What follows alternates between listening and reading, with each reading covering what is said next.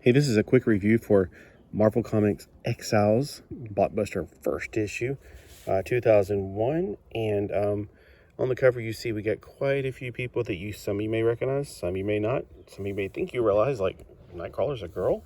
We'll see in a minute.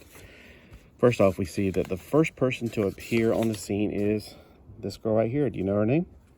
Blink. Blink is her name. She came to us from the world of the Age of Apocalypse. Soon she is joined by other people like this girl right here, who is not Nightcrawler. It's Nightcrawler's daughter, TJ. And then Morph, but again, TJ's from a different universe. Morph's from a different multiverse. So she doesn't know that. She gets excited because she sees a familiar face. And he's happy to have somebody on top of him like this because this guy's a weirdo. So anyway, we got more people showing up, like Thunderbird from another alternate universe. They're all from different alternate universes, but at this moment they don't realize that yet. We also have Mimic. Let's see who else is joining the team. The son of Magneto, Magnus. Now you might be going, wait a minute, where are these guys all coming from? Well, they find this place right here in the middle of the desert. This guy is just sitting there making breakfast. And this guy over here is, wait, that's a commercial. So they, for some reason, teleport over to a few feet away to jump in on this guy and find out what's going on. And instead of bashing his skull, he's like, look, calm down. I'm here to tell you what's really going on. And they're settling down, having a little bit of a breakfast. And he explains it on a big old TV that he explains where Nocturne came from. That's the daughter of Nightcrawler. Where, how she became and what he was and anything in their family. Then we got John Proudstar, Thunderbird. He became a, what is it called? One of the four horsemen of Apocalypse. And he escaped. Next we got the son of Magneto, Magnus. And he's also the child of Rogue. He started learning how to manipulate his magnetism powers, but at age 13, I think is what it says, he accidentally turns somebody into steel, which is Rogue's ability, but kind of messed up. And then we got, Morlock. He came from basically, it seems like the cartoon universe, because there's Jubilee and, well, I don't know. It's not exactly it's the more familiar universe to us. And lastly, we have Mimic, who in this universe, he became one of the X-Men and actually became the leader of the X-Men under Charles Xavier. And then, of course, we have this girl right here. And if you read The Age of Apocalypse, you already know who Blink is. She's the same one from The Age of Apocalypse. So read those 4 issues for each one of those series during that time.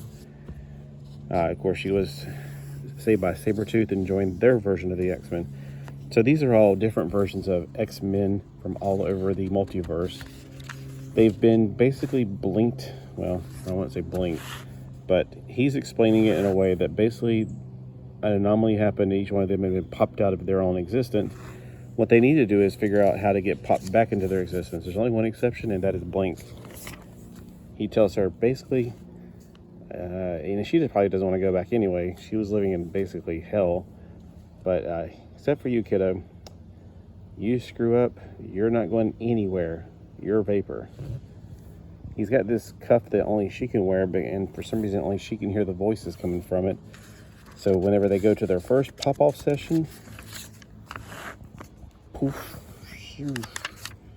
they end up, it's kind of hard to explain. They end up outside of Phoenix, 33 miles away, where the bracelet keeps saying, and the talus says, we're supposed to find the one who would lead us. The one who would lead us. Nobody else can hear it but her.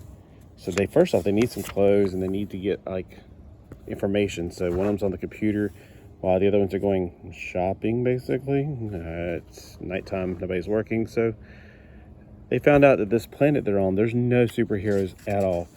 Anybody with mutant abilities or super abilities are either put in prison or executed or not on Earth. I'm guessing Thor just didn't come to Earth. He's staying on Asgard.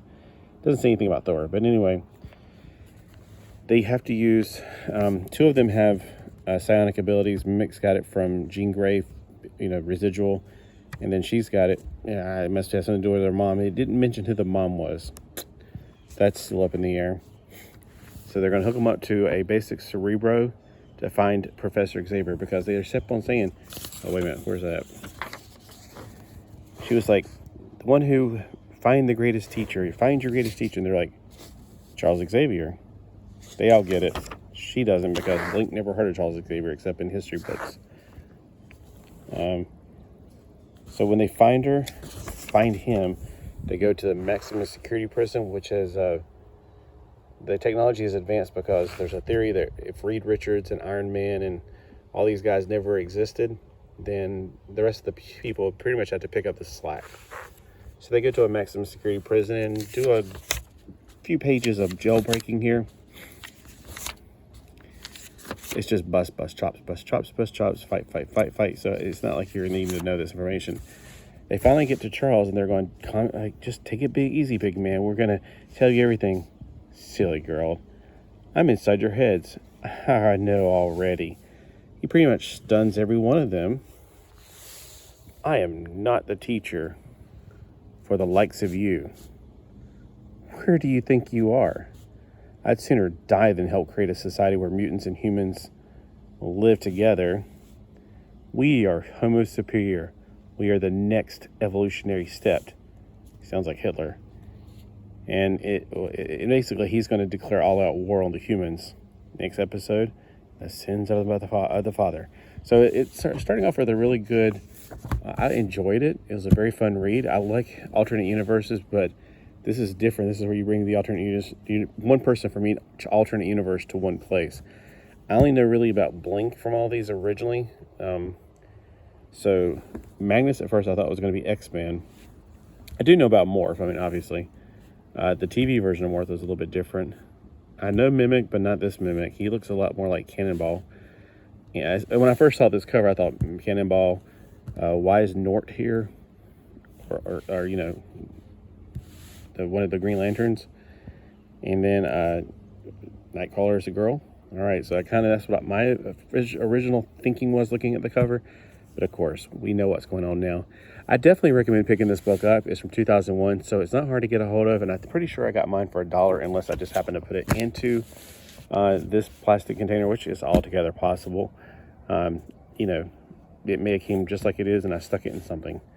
But it shouldn't be too hard for you guys who have comic book shops to get a hold of this. I recommend getting it. I hope I can get the second one and read it. Let me know below if you have any information that would help out with this information. And if you have read this one and you have any thoughts of your own, if the series went better or worse, or if it was good to finish out that series.